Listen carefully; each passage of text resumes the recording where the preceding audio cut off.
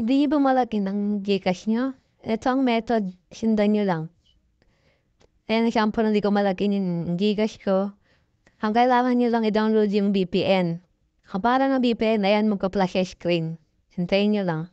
Ayan, VPN Unlimited and Secure. I-run niyo lang yan. Kahit anong location, okay lang. Tested ko naman, hintayin niyo lang yung ads matapos. Close niyo lang yung ads na yan.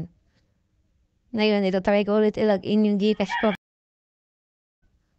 Na pagka-connected na siya, try niyo i-login ulit yung GCash.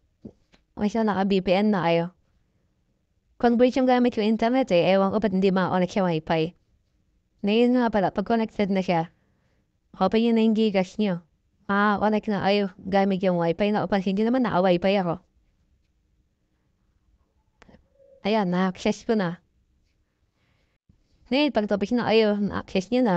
Okay na pwede yun na exit yan, yung BBN.